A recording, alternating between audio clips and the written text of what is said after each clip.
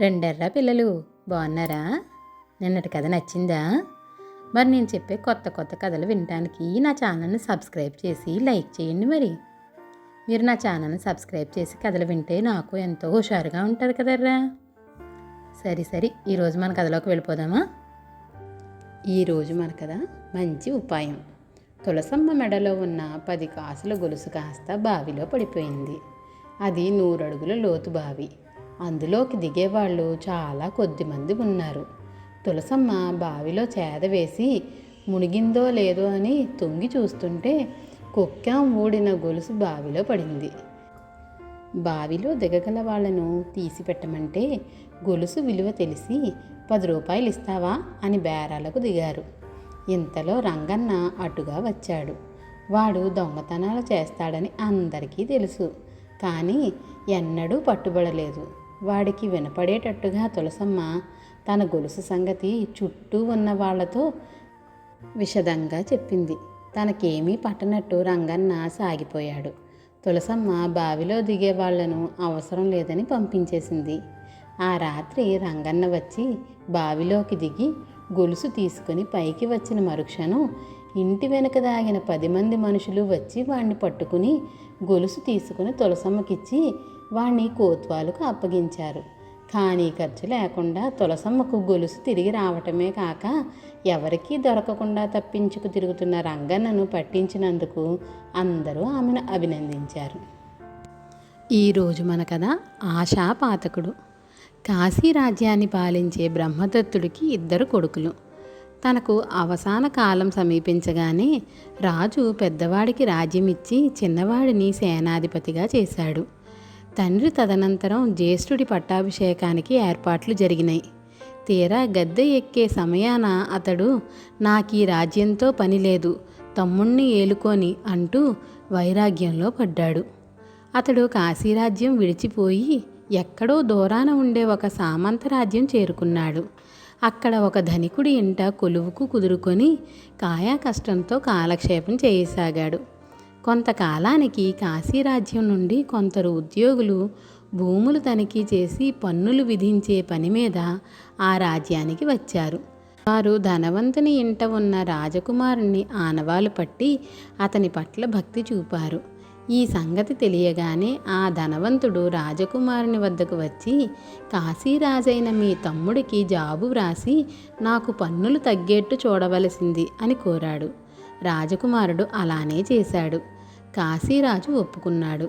ఇది వెల్లడి కాగానే గ్రామస్తులు అనేక మంది వచ్చి తమకు కూడా భూమి పన్నులు చెల్లించమని రాజుగారికి వ్రాయమంటూ వేధించారు. అందరి తరపున రాజకుమారుడు విజ్ఞాపనలు రాసి కాశీరాజుకు పంపాడు. అందరికీ కోరిన ప్రకారం భూమి పన్నులు తగ్గినాయి. నాటి నుంచి ప్రజలు వారు ఇయ్యవలసిన పన్నులను పట్టుకు వచ్చి రాజకుమారునికే చెల్లించి పుచ్చుకోమని నిర్బంధింపజొచ్చారు. అతనికి లోకులు బ్రహ్మరథం పట్టారు. రాజకుమారునికి వైరాగ్యభావం పోయి మళ్ళీ రాజ్యకాంక్ష అంకురించింది. అయితే వద్దన్న రాజ్యం ఇప్పుడెలా వస్తుంది కనుక క్రమంగా ఒక్కొక్క సామంత రాజ్యమే వశం చేసుకుంటూ ఈ మాట తమ్ముడికి తెలుపుతూ వచ్చాడు. కాశీరాజైన అతని తమ్ముడు అన్న మాటలలో దేనికి కాదనలేదు. తరువాత కాశీరాజ్యమే ఆక్రమిద్దామని అన్నకు ఆశ పుట్టింది. 4 పెద్ద మనుషులను నియమించి రాజ్యం వశపరుస్తావా, యుద్ధం చేస్తావా అంటూ తమ్ముడికి రాయబారం పంపించాడు. నీతో యుద్ధం వద్దు, అసలు ఈ రాజ్యం నీదే కనుక నువ్వే తీసుకోవటం న్యాయం అని కబురు పంపాడు తమ్ముడు.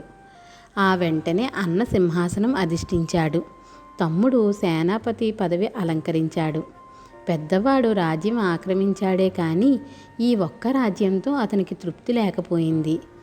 రాజ్యతృష్ణ మిక్కుటమైన కొద్దీ ఇంకొకటి మరొకటి ఇలా ఎన్నో రాజ్యాలు జయించి రాజ్యానికి చేర్చుకోసాగాడు. ఎన్ని రాజ్యాలు చేర్చుకున్నా అతనికి సంతృష్టి కలగలేదు.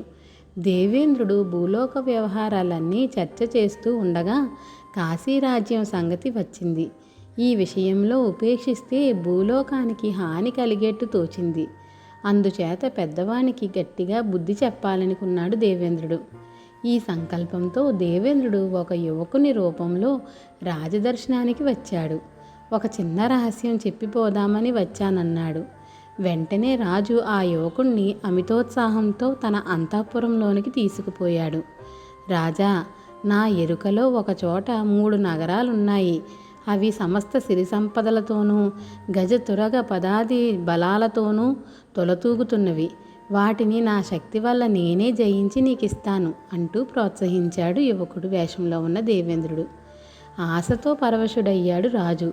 దేవేంద్రుడు అంతలో అదృశ్యమైపోయాడు. రాజు యువకుని కోసం వెతికాడు. కనిపించకపోయేసరికి కలవరపడ్డాడు. వెంటనే ముఖ్యోద్యోగుల్ని పిలిపించి, ఇప్పుడు వచ్చిన అతడు నాకు 3 నగరాలను జయించి ఇస్తానన్నాడు, వెతికి పెట్టండి అని వేగిరి పెట్టాడు. పరిచారకులు పోయి నగరం అంతా గాలించారు. యువకుని జాడలేదు. రాజుకు మతిపోయినట్టయింది. ఈ విచారం ముదిరి మనోవ్యాధిగా పరిణమించింది. రాజు మంచం పట్టాడు. ఎంతటి ఘనవైద్యులు వచ్చినా వ్యాధి కుదరలేదు. ఇదే సమయాన సమస్త శాస్త్రాలలోనూ ప్రవీణుడై బోధిసత్వుడు తక్షశిల నుండి ఇంటికి వచ్చాడు. రాజు సంగతి తెలిసి కోటకు వెళ్ళి వ్యాధి నేను కుదురుస్తాను అని కబురు చేశాడు. లోపలికి రమ్మన్నాడు రాజు. మీ బాధ ఏమిటి అని అడిగాడు బోధిసత్వుడు. అప్పుడు రాజు ఆవేశంతో తనకు ఆనాడు యువకుడు 3 మహానగరాల వాగ్దానం చేయడం దగ్గర నుంచి జరిగిందంతా వివరంగా చెప్పాడు. అప్పటి నుంచి నాకీ జబ్బు పట్టుకొని పీడిస్తున్నది, కుదర్చగలవేమో చూడు అన్నాడు. రాజా, ఈ విధంగా మనోవేదన పడుతూ ఉంటే ఆ మహానగరాలను జయించడం సాధ్యం అవుతుందా అని ప్రశ్నించాడు బోధిసత్వుడు. సాధ్యం కాదు అన్నాడు రాజు. ఆరపడి ఏమీ లాభం లేదు. ఈ ప్రపంచంలో ప్రతి వస్తువు కొంతకాలానికల్లా నశించిపోతున్నదే కదా అని అడిగాడు బోధిసత్వుడు. రాజు అవును అన్నాడు. ప్రతి జీవుడు ప్రాణం పోవటంతో దేహాన్ని సైతం ఇక్కడ వదిలిపోవాల్సిందే కదా అని మళ్ళీ అడిగాడు బోధిసత్వుడు. ఒప్పుకున్నాడు రాజు. కనుక రాజా, 3 కాదు 30 మహానగరాలు సంపాదించినప్పటికీ నీవు ఎక్కువ సుఖపడేది లేదు.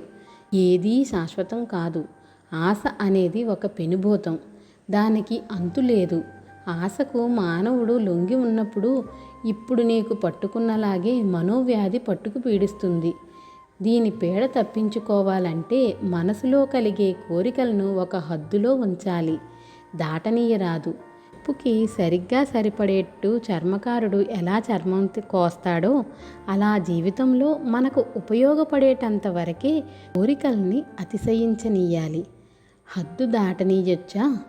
ఆజ్యం పోసిన అగ్నిజ్వాలలాగా కోరికలు విజృంభించి ప్రమాదకరమవుతాయి అని చెప్పేసరికి రాజుకు మనశ్శాంతి కలిగి క్రమంగా వ్యాధి నయమైంది.